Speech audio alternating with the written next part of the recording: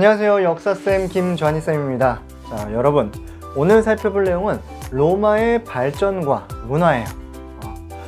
지금 이 유럽인들한테 딱 물어봤을 때 유럽이라고 하는 것을 처음 그 개념을 정착시킨 국가가 무엇이냐 라고 얘기하면은 거의 대부분의 사람들은 로마 제국을 의미를 합니다. 자, 로마, 지금은 이탈리아의 수도로 여러분들이 기억을 하고 계시는데 처음 나왔을 때가 이제 도시국가야. 이 도시국가에서 지금 현재 유럽인들의 정신세계를 구성하고 있는 그 거대한 대제국이었던 로마까지의 과정을 오늘 살펴보도록 하겠습니다. 그리고 이 로마 제국이 그 거대한 제국이 될 수 있었던 원동력이 무엇이었을까? 그걸 오늘 수업 시간에 살펴보도록 하죠. 자, 바로 수업 시작하겠습니다. 네, 수업 목표 한번 살펴보겠습니다.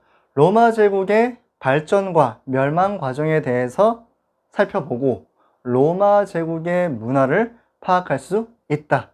간단해요. 간단한 만큼 내용이 많다라는 거야. 로마 제국이 어떻게 만들어졌고 어떻게 멸망을 하고 이 파트에서 로마의 문화가 현재 어떠한 영향력을 끼치고 있는지, 로마의 문화가 어떠한 특징을 갖고 있는지 이렇게 두 가지로 살펴보도록 하겠습니다. 우선 첫 번째로 로마 공화정의 성립에 대해서 살펴보려고 해요. 로마 공화정. 우선 건국부터 살펴봐야겠지? 건국. 어디 보자. 건국. 자, 우선 어떻게 건국을 하게 되었는가? 자, 기원전 BC 8세기에 건국을 하게 돼요. 로마 제국이. 그러니까 그리스처럼 일부 이제 도시국가의 형태로 만들어지게 된다라는 거지. 그러다가 언제? 이후에 6세기가 되면은 BC 6세기, 기원전 6세기가 되면은 누구를 중심으로? 귀족을 중심으로 귀족 중심의 공화정 체제가 운영이 된다. 그러니까 이때 이제 왕을 몰아냈어, 귀족들이. 그런 다음에 귀족들 중심으로 공화정 체제를 운영을 했다라는 거지. 그 요소가 뭐가 있냐? 우선 집정관이 있습니다. 집정관. 콘솔이라고도 얘기를 하는데 얘 같은 경우는 이제 2명을 뽑아요. 그리고 이제 권력이 굉장히 강하거든. 근데 그 2명을 누가? 귀족들만 할 수 있다라는 거야. 그리고 플러스 알파로 원로원이라는 기관이 있는데 원로원 이름부터가 여러분들 조금 성격을 파악할 수 있을까요? 양로원 이런 것처럼 나라의 이제 어르신들을 모아가지고 최고의 국정기관이야. 그래가지고 나라의 어르신들을 한 300명가량 모아놔. 임기도 이거 종신형이야. 죽을 때까지 계속 할 수 있어.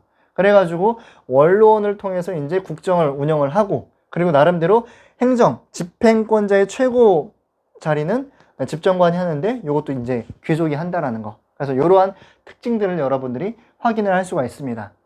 자, 그런데 시간이 지나면서 여기도 이제 그리스의 그 아테네와 유사합니다. 평민층이 이제 힘을 얻게 돼요. 평민층의 성장. 근데 어떻게 성장을 하게 되냐면은, 자, 이게 이제 시기적으로 보면 한 6세기에서 5세기? 그래.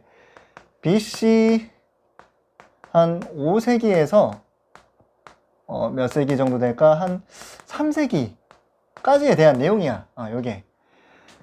자, 이 시기가 어떠한 시기냐면은 로마, 이 도시국가 로마가 점차적으로 영역을 확장해 나가면서 이탈리아 반도를 통일해 나가는 과정, 시기입니다. 근데 싸움은 누가 해? 귀족들이 하겠어? 어디 이 고귀한 귀족이 손에 피를 묻혀? 대부분 얘네가 한단 말이야. 힘든 건 얘네가 거의 다 해. 그러면은 평민층 입장에서 본인들이 아주 열심히 싸워가지고 막 영토 정복하고 막 해. 근데 떨어지는 건 없어. 권력은 누가? 귀족들 중심이란 말이야. 그럼 빡쳐 안 빡쳐? 엄청 빡친단 말이야. 그러니까 평민들이 자신들의 권리를 주장을 합니다. 일련의 사건들이 나오는데 옛날엔 이거 연도까지 다 외웠거든요. 근데 지금은 안 외워도 돼. 순서만 기억해. 그리고 이 내용들이 로마 제국에 대한 내용이란 것만 여러분들이 기억해. 그러면 돼. 사건들 한번 얘기를 해줄게요. 우선 첫 번째로 이제 성산 사건이 있습니다. 성산 사건이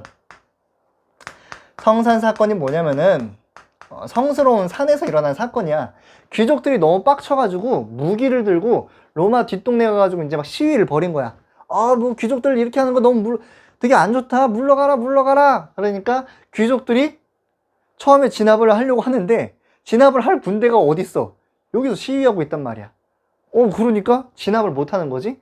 그러면서 이제 무슨 얘기를 하게 되느냐? 성산 사건에서 요거 중요합니다. 바로 호민관을 선출하게 했다. 호민관. 이렇게 기억하세요. 평민층을 보호한다. 평민층을 보호하는 관리다. 호민관. 그리고 이제 평민들의 의견을 수렴할 수 있는 평민회. 요거 설치하겠다. 그러니까 요건 이제 이렇게 되는 거지. 호민관. 그리고 평민회. 물론 실제로 권력 관계가 이렇진 않습니다. 근데 그냥 제가 여러분들 외우기 편하라고 이렇게 그냥 딱 그어 놓는 거야. 자, 이렇게 해서 평민들의 권한을 강화시켜줘 라고 얘기합니다. 오케이, 귀족들 알겠어. 일단 버르장머리 없는 새끼들, 귀족들 태도가 바뀌어요? 안 바뀌어요. 그러니까 평민층이 또 개빡쳤어. 그래서 어떻게, 야, 귀족들이 약속을 안 지켜. 말과 행동이 달라. 관습법이 아직도 남아있어. 이러면서 뭐라고 얘기하냐면은, 야, 귀족들의 행동과 말이 달라. 관습법이 아직도 남아있어. 라고 얘기하면서 12표법을 얘기를 합니다. 12표법. 자, 로마의 시민과 귀족은 평등한 거야. 너무 그렇게 하지 마. 그리고 귀족들이 지금까지 얘기했었던 그런 관습적인 형태, 그런 거 다 철폐하고 성문화 한다는 거야. 성문화. 그래서 이제 동판에다가 새겨가지고 성문화. 모두가 볼 수 있도록 법의 지엄함을 보이는 거죠. 법의 성문화, 눈에 보일 수 있다는 거야. 요 내용이 이제 12표법에 대한 내용이고요. 자, 3번. 자, 요건 뭐냐? 리키니우스법입니다. 리키니우스법. 자, 리키니우스법은 뭐냐면은, 야, 실제로 모든 권한을 집행할 수 있는 그러한 집정관, 모두 직접 하는 이 집정관을 귀족들만 한다는 게 말이 되냐? 말이 되냐고. 안 돼. 그러니까 어떻게? 야, 집정관 중에 한 명은 집정관 중에 한 명은 누구로? 반드시 평민으로 뽑아야 된다라고 얘기합니다. 자, 요렇게까지 이제 평민권의 그 힘이 강해지고 있다라는 거죠. 근데 어쩔 수 없어. 왜냐면은 평민층이 모든 전쟁을 담당하고, 그리고 또 당시 로마 제국의, 로마 제국 아니지, 당시에는 그냥 로마의 어떻게 보면 경제권을 운영하고 있는 생산수단의 대부분이었기 때문에, 그렇기 때문에 본인이 의무를 다할 때 권리를 얘기할 수 있는 거예요. 자, 요렇게 이제 리키니우스법이 있고요. 이후에 이제 마지막 막타 중요합니다. 자, 중요하니까 요렇게 해서 호르텐시우스법이라고 있습니다. 호르텐시우스법. 이름 어렵죠? 호르텐시우스법. 자, 여기서는 이제 뭘 얘기하느냐? 야, 평민회, 아까 여기 평민회 있죠? 평민회의 내용이 법적 효력을 갖게 해줘. 법적 효력. 무슨 말이에요? 잠시만, 이거 좀 쓸게. 자, 이전까지는 평민회가 그러한 그러니까 평민회에서 얘기하는 것들이 실제로 막 집행이 되고 그런 게 아니었단 말이야. 모든 권한은 원로원에서 이렇게 결정을 하고, 이렇게 법안을 발의하고 막 이렇게 얘기를 한단 말이야. 그 외에 이제 귀족들 모임이라든가. 그런데 어떻게, 이제 평민들도 법을 제정할 수 있다라는 거야.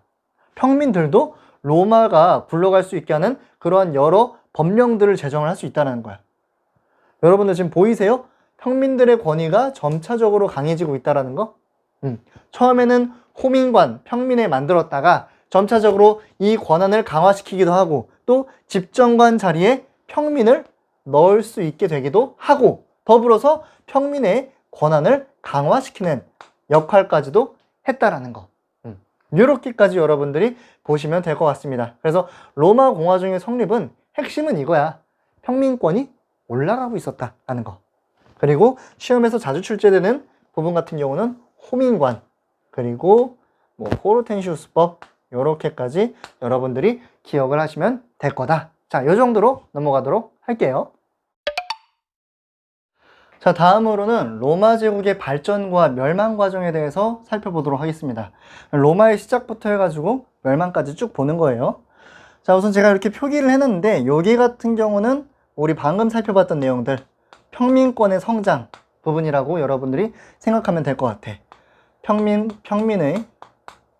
평민의 성장, 뭐 공화정의 이제 성립, 뭐 이렇게 이제 볼 수가 있겠고요. 시기 같은 경우는 기원전 5세기에서 이제 3세기 정도까지 여러분들이 이제 기억을 하시면 되겠다. 물론 6세기도 이제 됩니다. 근데 이제 연도 같은 경우는 요 파트는 그렇게 중요하지 않아. 요 파트에 여러분들 뭐 호르텐시우스법이라든가 리퀴니우스법이라든가 이러한 내용들이 있었다는 게 중요한 거지. 자, 여기까지 이제 평민들이랑 귀족들이랑 이제 막 아둥바둥 귀엽게 논단 말이야. 그러다가 언제부터 여기부터 지금 여기까지 엄청난 성장하는 거 보여요? 그렇지? 자, 그래서 여기까지 이 라인까지를 어떠한 시기냐? 자, 여기는 발전 과정이니까 조금 긍정적으로 초록색으로 한번 그어줄게요. 자, 여기를 이제 뭐라고 얘기하느냐? 바로 포에니 전쟁 시기라고 합니다. 포에니 전쟁. 자, 여기 이 파트 같은 경우 어디냐면은 로마 제국의 팽창과 위기예요. 팽창과 위기. 자, 포에니 전쟁 같은 경우는 여러분들 연도까지 기억하실 필요는 없고요. BC 3세기에서 2세기까지 거의 장장 100년가량 일어났던 전쟁이에요. 근데 이 포에니가 뭘 의미하냐면 페니키아 사람들을 의미를 하거든.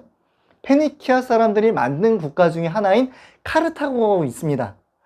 그러니까 포에니 전쟁은 로마 제국과 카르타고가 싸운 거야.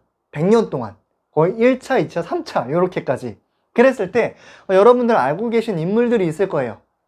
카니발이래. 카니발은 차 이름이지? 하니발.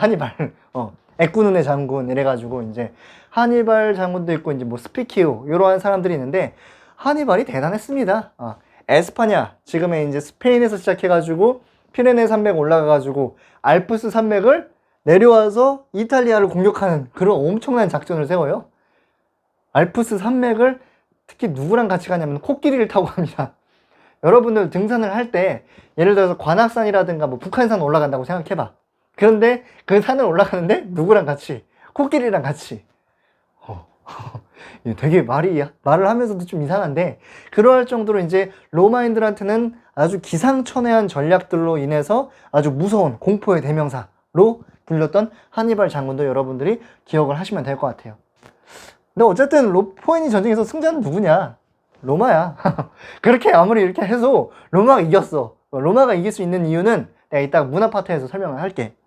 자, 그랬을 때 포에니 전쟁을 통해서 결국에 로마가 갖게 된 것은 무엇이냐? 서지중해의 제해권을 장악하게 됩니다. 지중해의 제해권. 제해권이라는 것은 지금도 되게 중요한 게 바다를 지배함으로써 당시의 모든 물류를 장악할 수 있었다라는 거지. 그러면서 이 로마 제국이 급격하게 물량이 엄청나게 발전하기 시작합니다. 그러면서 새로운 형태의 농장이 생겨나는데 이게 뭐라고 얘기하느냐? 바로 라티푼디움이라고 얘기합니다. 라티푼디움. 글자가 좀 이상하니까 이렇게 쓸게. 자, 라티푼디움.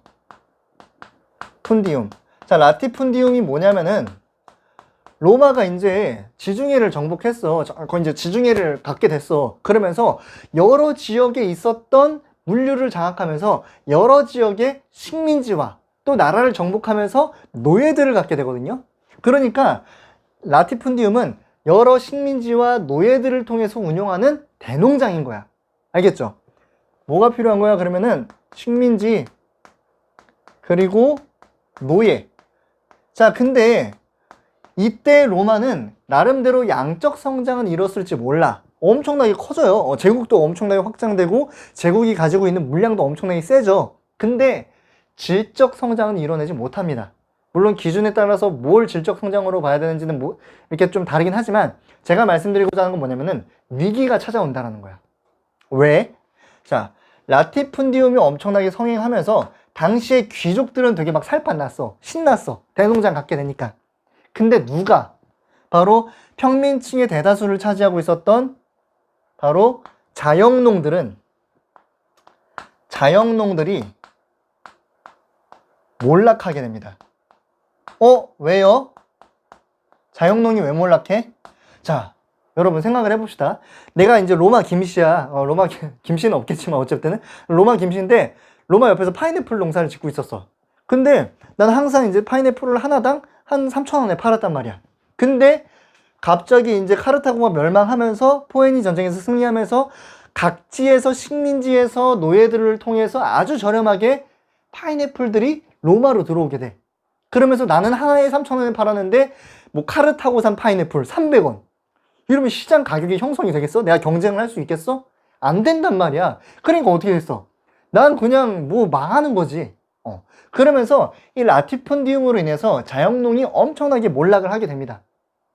여러분들 자영농은 지금도 이제 중산층이라고 얘기를 하는데 자영농의 몰락은 그 국가의 그 운영을 위태위태하는 아주 엄청난 아주 위험한 상황이기 때문에 여기에 대해서 그래서 누가 이 평민층을 시민층을 살려야겠다고 하면서 여러 얘기가 나오는데 그 중에 여러분들이 기억하셔야 될 사람이 바로 누구냐? 그라쿠스 형제예요. 그라쿠스 형제. 자, 이들이 이제 개혁을 하게 되는데 어떻게 개혁을 하는가 살펴볼게요. 이들 같은 경우 이제 두 가지 정책들을 얘기를 합니다. 첫 번째로 이제 뭘 얘기하느냐? 자, 우선 첫 번째로 곡물법. 그래. 일단 농지법부터 얘기하자. 농지법. 그리고 또 하나는 곡물법. 요렇게 이제 두 가지를 얘기를 하는데 굵직한 거예요. 자, 농지법은 뭐냐면은 야, 지금 귀족들 너무 빈익빈 부익부야. 니네가 점차적으로 이러한 걸로 인해서 엄청나게 돈을 벌어들였는데 거기에 플러스 알파 누구의 땅까지? 자영농의 땅까지 가져가게 되면은 결국에 로마 제국을 구성하고 있는 로마 군인이라든가 로마 시민을 구성하고 있는 이 평민층이 어떻게 되겠니? 그러니까 귀족들이 가질 수 있는 땅의 상한선을 재는 거야. 지금 막 부동산 정책이랑도 비슷하죠. 사실 빈익빈 부익부를 막기 위해서는 많은 국가들이 시행하고 있는 정책들이 통제를 해요. 가질 수 있는 사람들의 땅의 상한선을 이렇게 그어 놓는단 말이야. 요건 이제 우리나라 조선시대에서도 있었고. 그랬을 때 지금에서도 있는 그러한 법안들이 이때에도 만들어진다는 거예요. 귀족들의 토지를 갖고 수 있는 상한선을 이렇게 지어 놓는다라는 거. 그리고 곡물법이란 건 뭐냐면은 자, 아까 그 로마 김씨 한번 다시 들어가 봅시다. 로마 김씨가 파인애플 이제 농사 못 지을 것 같아. 이거 다 버려야 돼. 버려? No. 국가가 어느 정도 적정한 가격에서 다 사줘. 원래 3,000원에 팔았으면 한 2,000원 정도? 혹은 더 비싸게 살 수도 있고요. 시세에 따라서 다르겠지만. 어쨌든 그렇게 해서 내 물건을 다 국가가 사줘. 그럼 난 몰락 안 하겠지. 그리고 국가는 그렇게 걷어들인 이 파인애플을 누구한테?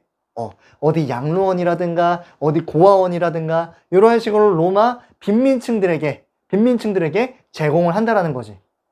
어떻게 보면 곡물법은 복지랑도 연관이 되어 있어요. 복지랑도. 그러니까 당시에 이런 그라쿠스 형 동생이 이제 열심히 이 주장들을 해요. 했을 때 이러한 주장들로 인해서 평민층이 엄청난 지지를 받게 된다는 거죠. 그런데 위기라고 말씀드렸잖아. 위기라고. 누가 반대를 하느냐? 당연히 귀족층이 당시에 가진 사람들이 여기에 대해서 반대를 하는 거지. 귀족층 반대. 야, 씨, 국가를 그런 식으로, 야, 이 경제체제에서 왜 내가 돈 갖고 있는데 이거 못 가져? 야, 국가가 이렇게 운영이 되면은 국가는 땅 파서 장사하니? 라고 이렇게 얘기를 하는 거죠. 그러면서 귀족층과 평민층 간에 엄청난 이 갈등이 벌어지게 돼요.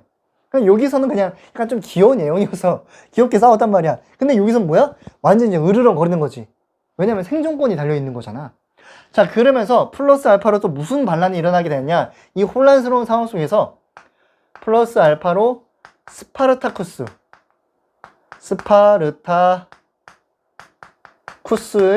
검투사예요. 반란, 이렇게 이제 보시면 될 것 같은데, 이러한 식으로 당시 사회가 엄청나게 혼란스러웠다고. 뉴스 틀면은 막 두 사람이서 싸우고 있고, 또 다른 채널 돌리니까 반란이 일어났다고 하고, 그런 상황인 거야. 자, 요렇게까지가 이제 위기 상황임을 여러분들이 확인하실 수가 있습니다. 자, 이랬을 때, 모두 조용히 해! 내 말대로 해 하면서 이제 독재자 혹은 황제의 출현이 점차적으로 나타나게 되는 거죠. 갈등이 엄청나게 심했단 말이야. 자, 그러면서 우선 제정 로마가 일어나기 전에 자, 파트를 나눠볼게요. 지금부터는 뭐냐면은 여기가 로마 제국의 팽창과 위기였다라고 하면은, 팽창이니까 좀 초록색으로 이렇게 해줄게. 팽창 위기였다라고 하면은, 자, 여기서부터 뭐냐면은 로마 제정의 성립이야. 로마가 이제 제국이 된다라는 거야. 황제를 모시게 된다라는 거야. 그리고 발전을 하게 된다라는 거예요. 계속 혀가 꼬이네. 자, 그래서 이제 지금 파트 같은 경우는 로마 제국의 발전과 쇠퇴 과정을 살펴보도록 하겠습니다. 자, 이렇게 이제 혼란스러운 상황 속에서 어떠한 정치 체제가 일어나게 되느냐? 바로 이제 삼두 정치가 나타나게 됩니다. 삼두 정치. 자, 삼두가 뭐야? 막 이두, 삼두 막 이런 거야? 미안합니다. 미친놈이야. 자, 삼두 정치가 뭐냐면은 세 명의 대가리, 머리 두자 쓰는 거야. 두 발. 그랬을 때 세 명의 그 대가리라고 할게. 그냥 세 명의 대가리가 국가를, 로마 제국을 운영하는 거야. 그러니까 그 과정에서 이제 이 혼란스러운 과정에서 이제 인기 몰이를 하는 사람들이 생기게 되거든요. 그랬을 때 이제 여러분들이 기억하실 필요는 없지만 몇 명 꼭 기억한다고 하면은 일단은 카이사르 정도는 기억해 주셔라. 카이사르, 시저라고 쓸게. 시저는 많이 들어봤지? 시저. 그랬을 때 이 시저가, 카이사르가 굉장히 인기가 많았어요. 뭐 갈리아도 정복하고 막 여타 막 동방 막 왔노라 보았노라 이겼노라 이 얘기한 것도 이제 카이사르거든. 그러할 정도로 굉장히 중요한 사람이었는데, 당시에 이제 이 시저가 삼두 정치에서 대장이 됐단 말이야. 다른 애들 다 그냥 제꼈어. 그러면서 약간 주변에서 불안의 시선들이 느껴집니다. 혼자서 권력을 갖게 되니까 우리 공화정인데 점차 얘가 황제로 등극하는 거 아니야? 라고 이러한 음모가 이제 끼게 되면서 당시에 시저가 결국에는 이 음모에 의해서 어떻게 되느냐? 암살을 당하게 돼요. 암살을. 그러면서 1차 삼두 정치가 있었고요. 그 다음에 2차 삼두 정치. 삼두 정치가 두 번째로 나타나게 된다라는 것까지 여러분들이 기억을 하시면 돼. 근데 이때는 두 번째가 누구냐면은 바로 이 시저, 그러니까 그래, 시저라고 안 하고 카이사르라고 할게요. 카이사르의 정치적 양아들이었던 옥타비아누스라고 하는 친구가 있습니다. 이름이 너무 많이 나와. 옥타비아누스. 자, 옥타비아누스가 결국에 이때도 삼두 정치고, 이때도 이제 여러 친구들이 있어요. 뭐 안토니우스라든가 이제 막 그런 애들이 있단 말이야. 여기도 이제 뭐 폼페이우스라든가 이런 친구들이 있는가 반면에, 그랬을 때 이때 2차 삼두 정치에서는 옥타비아누스가, 카이사르의 양아들이었던 옥타비아누스가 모든 정권을 장악하고 마지막에 악티움 해전으로 최종 승자가 된 다음에 로마의 1인자가 됩니다. 자, 근데 옥타비아누스 같은 경우는 굉장히 부담스러워. 뭐가? 카이사르의 이 사례가 괜히 내가 막 뭐 황제 뭐 이런 비스무리한 내용 얘기하면은 이 절대 권력자였던 카이사르도 암살을 당하는데 나도 그러지 않을까? 그러면서 뭐라고 얘기하냐면은 나는 황제 아니야. 나는 황제 아니야. 나는 뭐야? 프린캡스야. 뭐야 이게? 프린캡스가 뭐냐면은, 프리가 이제 우리 뭐 앞쪽, 영어 단어 외울 때 이제 PRE 이렇게 했을 때 앞쪽, 뭐뭐 전에 이런 뜻이거든요. 그랬을 때 프리가 이제 앞쪽이라고, 프린캡스가 뭐냐면은 나는 맨 앞에 있는 시민이야. 제1시민이야 라고 얘기를 하는 거죠. 머리 좋은 거지. 권력은 다 갖고 있는데 당시, 그리고 아마 본인만 몰랐을 거야. 본인만 나 황제 아니라고 하지, 역사학계에서는 옥타비아누스 이후로 이제 제정 로마라고 얘기를 합니다. 자, 그럼 여기서부터는 이제 제정 로마라고 얘기를 하고요. 로마 이렇게 얘기를 하고요. 본인이 되게 정치적으로 이렇게 하는 거지. 나 황제는 아니야. 근데 황제 힘은 갖고 있어. 이런 모습인 거지. 프린캡스도 약간 상징적인 의미이고.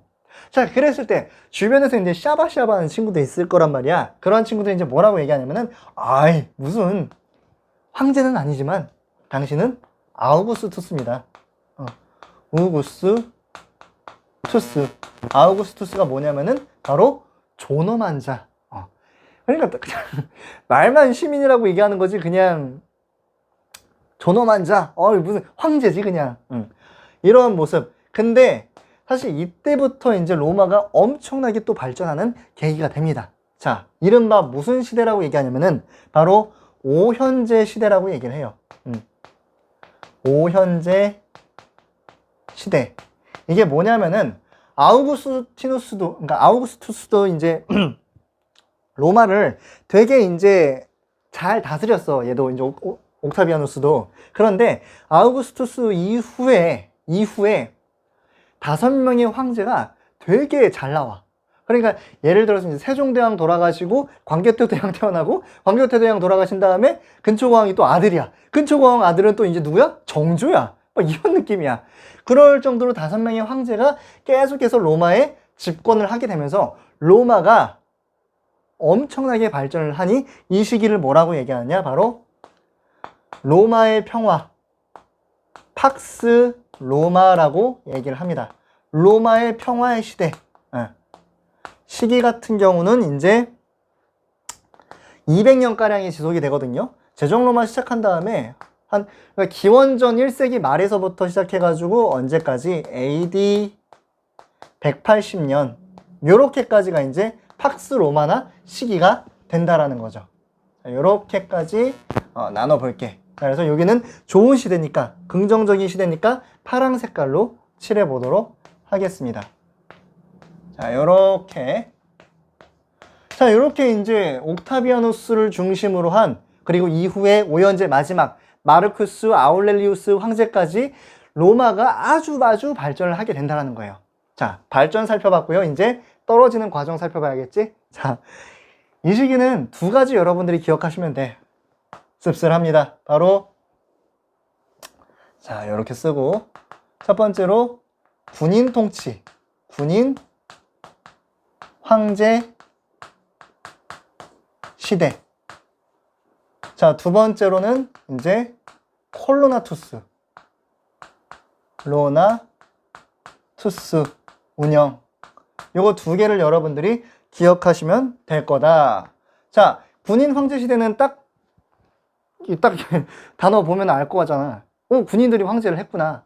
그러니까 군인들이 이제 지방에서 나름대로 힘을 키우다가 정치가 좀 혼란스러워지니까 본인들이 황제가 되겠다고 하는 거야. 그러니까 이 장군 저 장군 다 모이니까 이거 아무나 하는 거면 나도 할 수 있는 거 아니야? 이러면서 이제 나란히 황제를 하게 된다라는 거예요. 그러면서 막 암살이 끼얹어지고 그러면서 로마 제국이 완전히 개판이 되어버리는 그러한 상황들이 만들어지게 됩니다. 자, 이러한 상황에서 백성들의 삶은 괜찮았는가? 아니라는 거지. 절대 아니라는 거지. 자, 이 라티푼디움이 자영농의 몰락을 촉진시켰다라고 하면은, 가져왔다라고 하면은, 자, 콜로나투스 같은 경우는 뭐냐? 이게 진짜, 자, 농노제의 기원이 됩니다. 농노제의 기원. 자, 농노제가 뭐냐면은, 우리 이제 중세 파트 살펴볼 거예요. 중세 파트에서 이제 이 농부와 노예를 합친 단어거든? 그러니까 자영농들이 결국에 어떻게 된 거야? 반노비 신세가 된 거야. 왜? 땅 뺏기고 뭐 할 수 있는 게 없으니까 어떻게? 귀족들 땅 들어가가지고 그냥 빌부터 사는 거지.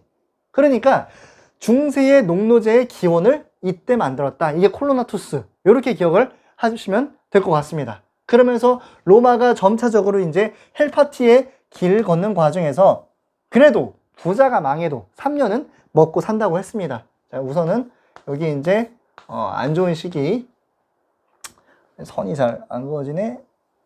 자, 이렇게 안 좋은 시기, 위기로 한번 살펴보죠. 위기. 그리고 자, 부자가 망해도 3년은 먹고 산다고 나름대로 천년제국 로마였단 말이야. 그러니까 어떻게 다시금 이렇게 세워야지. 누가? 자, 이때의 2명의 황제를 여러분들이 기억을 해주시면 됩니다.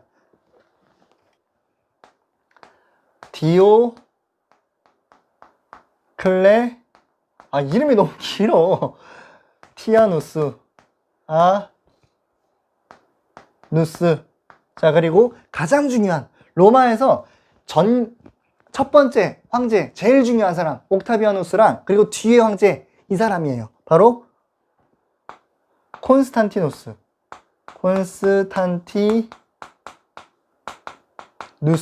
이 두 사람을 여러분들이 꼭 기억을 해주셔라.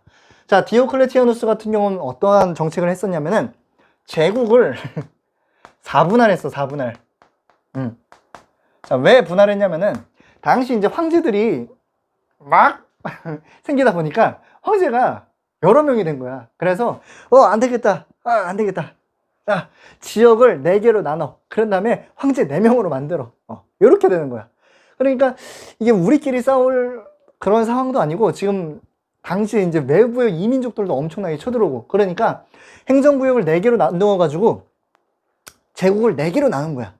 4개로 나누어 가지고 각각 효율적으로 통치를 하자. 이러한 식으로 이제 정리를 하고요. 나름대로 좀 수습이 돼. 그러면서 누가 어느 때 바로 콘스탄티누스 때 얘도 이제 4명의 황제 중에 1명이었거든요.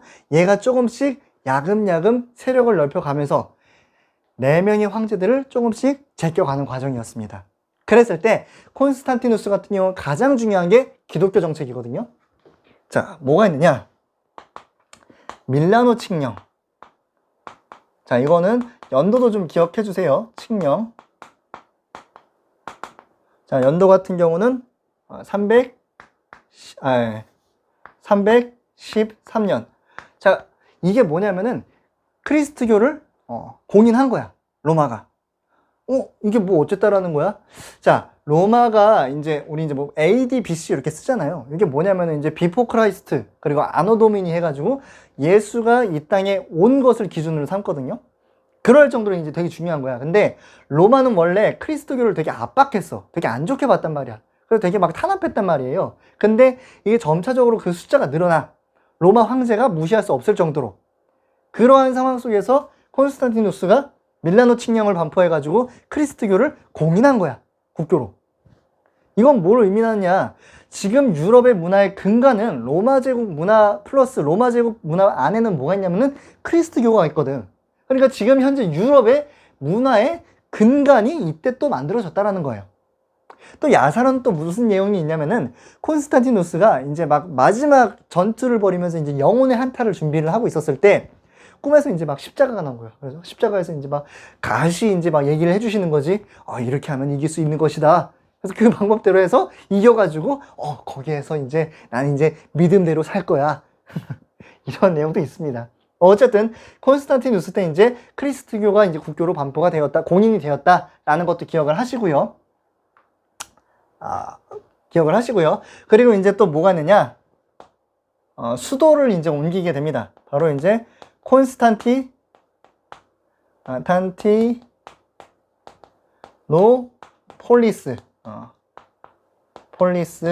자, 요건 뭐냐? 지금의 이제 이스탄불을 얘기하는데,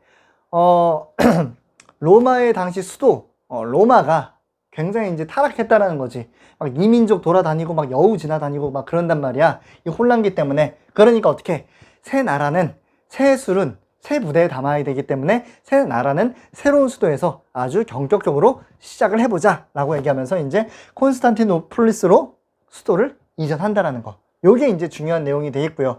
자, 이러한 상황 속에서 나름대로 중흥기가 이루어졌지만 결국에 로마 어떻게 됩니까? 멸망한다라는 거지. 자, 멸망은 뭐 다른 건 없습니다. 큰 내용은 없고요. 뭐 이제 로마 제국이 분열을 하게 돼요. 분열. 일단은 어떻게 분열이 되느냐? 그리고 동로마로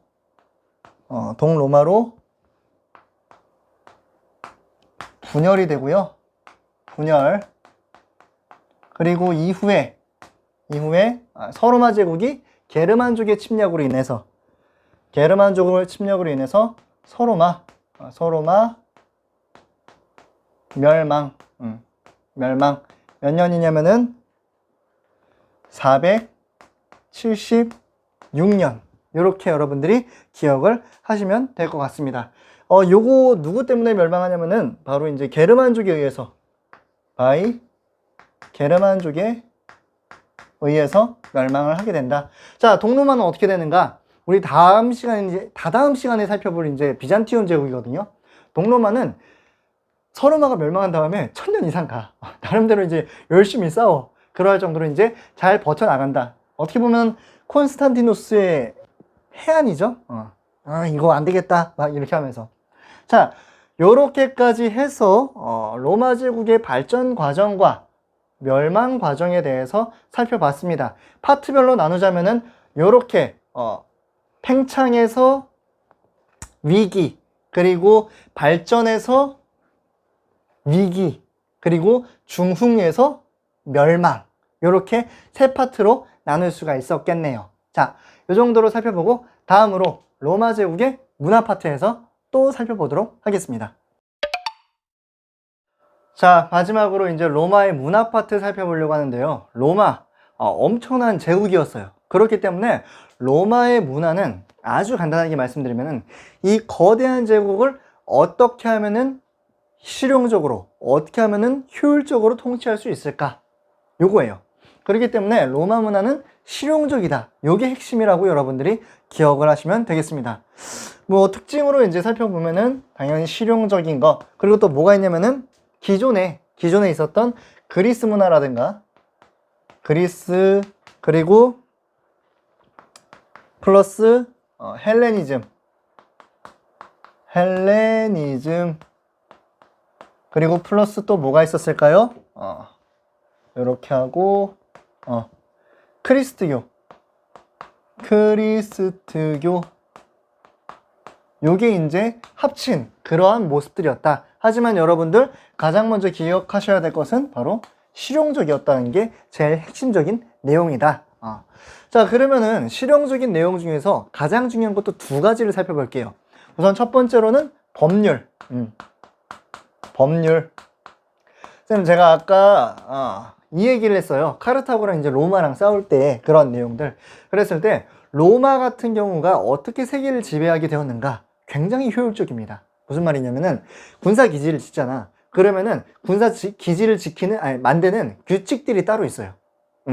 이 규칙들이 되게 엄격하게 지켜지거든요. 특히 이건 좀 다른 얘기긴 하는데 로마 같은 경우는 군사 기지를 만들잖아. 이게 너무 잘 만들어진, 잘 정비된 방식이기 때문에 이걸 통해서 신도시를 건설할 때에도 군사 기지를 본뜹니다. 그러할 정도로 굉장히 이제 잘 만들어 놨는데 그러한 모습들이 왜 도대체 효과적인 거냐? 사령관이 바뀔 때라든가 장군들이 바뀔 때마다 이게 뭐 별다른 큰 인수인계가 그렇게 필요하지 않아. 뭐 마국간이 여기 있으면은 어디쯤에 공수 기지가 있겠지? 여기가 있으면은 어디는 뭐 보병 기지가 있겠지? 어디에다가 뭐 창고 넣겠지? 어디에다가 뭐 식량고 넣겠지? 이런 식으로 최대한 이 법칙을 지킴으로 인해서 시스템적으로 완비가 됐기 때문에 이게 뭐 그러한 인사이동이라든가 그런 거에 대해서 큰 영향이 받지가 않는다라는 거죠. 이건 예시를 들기 위해서 이렇게 말씀을 드린 거고요. 그랬을 때 어쨌든 로마라는 것은 법률적으로 시스템을 완벽하게 추구하는 걸 좋아하기 때문에 되게 그리고 엄격하게 준수를 합니다. 그렇기 때문에 어떠한 국가와 전쟁을 하더라도 넘어지고 쓰러져도 시스템적으로 다시 강제적으로 일어나야 되는 그런 모습들을 가지고 있다는 거예요. 자, 그랬을 때 법률적으로 우리 기본에 이전에 배웠던 거 하나씩 살펴보면은 처음에 12표법이 있었죠. 12표법. 요거 그래서 이제 특징이 뭐였어요? 그렇지. 성문화. 성문화했다라는 거. 성문화. 자, 그리고 이게 나중에 점차적으로 발전을 하게 됩니다. 12표법이. 그래서 이제 로마 시민이면은 당연히 해당되는 시민법 개념이 나오게 되고요. 시민법 같은 경우는 나중에 어떻게 되냐면은 요게 이제 제국이 커가면서 로마 시민을 규정하는 게 넓어져요. 그리고 당시 로마는 세계였단 말이야. 그렇기 때문에 이 세계 모든 사람들에게 해당되는 만민법이라는 게 나타나게 된다는 거지. 사실 나중에 이제 만민이랑 시민이랑 요 개념절이 좀 애매해지긴 해요. 요건 교육과정이 아니니까 넘어가고. 자, 그러다가 이제 점차적으로 이 시기에 로마가 혼란스러워지면서 3세기 정도 이제 혼란스러워지면서 되게 막 유야무야 되다가 언제 동로마 제국의 전성기를 이루었던 유스티니아누스가 안 쓸게요. 유스티니아 그냥 써야지. 법전을 재집성을 해요. 다 모아가지고 이제 재집성을 한다고. 그러면서 요걸 여러분들이 기억을 하셔야 되고요. 이게 어떻게 보면 로마의 이 법률이 지금 법률의 원형이야. 그렇기 때문에 지금 이렇게 쓰이는 법률들이 사실은 서양에서도 로마에서 왔기 때문에 되게 중요하게 다뤄진다. 법의 나라 로마 기억하셔라. 자, 그리고 이제 건축을 좀 살펴볼 수가 있겠는데요. 건축 굉장히 실용적입니다. 특히 도로 어떤 게 있냐면 이제 아피아 가도라고 또 있고요. 아피아 가도 뭐 예시를 들 수가 있는데, 로마는 어떠한 국가를 점령을 하면은 꼭 도로를 깔아. 물류의 이동 경로이기도 하고 군대의 이동 경로이기도 하고 신속하게 반란이 일어나면 진압해야 되니까 그러할 정도로. 그래서 이러한 말이 있잖아요. 모든 길은 로마로 통한다. 이러한 내용들. 그리고 이제 오락시설 같은 경우는 뭐 이제 콜로세움이라든가 뭐 그리고 이제 뭐 목욕탕, 그러한 내용들도 여러분들이 확인을 하시면 되겠다. 이렇게가 이제 굉장히 실용적인 그런 모습들을 살펴볼 수가 있었습니다. 자, 마지막으로 이제 뭐 문학 같은 경우, 문사철 이렇게 한번 살펴보도록 할게요. 문학. 자, 문학 같은 경우 이제 라틴 문학이 발달하게 되는데, 라틴 문학, 뭐 키케로라든가 이러한 사람들의 문학이 있었다라는 거, 뭐 서사시 뭐 이러한 내용들, 라틴 문학, 요건 그냥 보고 넘어가세요. 자, 역사 조금 중요해요. 역사 이렇게 쓰자. 역사. 되게 이 로마 같은 경우는 기록도 되게 중시합니다. 되게 중시해요. 그리고 이제 제국이다 보니까 여러 주변의 모습들을 되게 많이 담긴 합니다. 그 중에서도 자국의 역사를 담는 이제 리비우스의 로마사, 그리고 이제 타키투스의 가장 로마랑 아주 어떻게 보면은 원수가 될 수도 있는 바로 게르만족의 게르마니아. 자, 그리고 아까 말씀드렸었죠. 삼두 정치의 첫 번째 대장 카이사르, 시저. 카이사르의 어디? 갈리아 정복기, 뭐 이러한 식으로 여러분들이 기억을 하시면 될 것 같아요. 갈리아 정복기가 연대기죠. 연대기. 그리고 요거는 여러분들이 뭐 대학교를 가지 않더라도 읽을 수 있는 책이니까 플루타르코스의 영웅전 한번 꼭 읽어보십시오. 그리스 로마 신화에 대한 내용들을 되게 이제 그러니까 영웅들에 대한 내용들인데 되게 이제 재밌습니다. 플루타르코스의 영웅전, 요거까지 이제 따로 쓰진 않을게요. 이렇게 있다라는 거. 자, 그리고 이제 문사철, 철학 같은 경우는 철학은 그냥 헬레니즘 그 영향을 계속 받았다고 생각하시면 돼. 어떤 거? 스토아 철학이 뭐였어? 까먹으면 안 되지. 자, 에피쿠로스랑 스토아 철학이 있었잖아요. 그랬을 때 스토아 철학 같은 경우는 금욕주의에 따른 그런 스토아 학파의 영향을 받았다는 것을 여러분들이 기억하시면 될 것 같고요. 과학 같은 경우, 마지막으로 과학 같은 경우는 여기에다 써야지. 과학, 프톨레마이우스라고 해가지고 프톨레마이우스에서 이제 천동설, 이때부터 이제 하늘이 돈다라는 것을 주장을 하는 모습들이 있었다라는 것까지, 이렇게까지 해서 이제 실용적인 그러한 로마의 문화를 살펴볼 수가 있었습니다. 자, 이상으로 로마 제국의 발전과 그리고 멸망 과정을 살펴봤고요. 더불어서 그 안에 있는 크리스트교 문화, 크리스트교의 전파 과정, 그리고 또 실용적인 로마 문화에 대해서 살펴봤습니다. 자, 이상으로 오늘 수업을 마치겠고요. 다음 시간에는 로마 이후에 고대가 끝나고 중세 파트를 넘어가도록 하겠습니다. 자, 다음 수업 시간까지 건강하게 뵙도록 할게요. 안녕!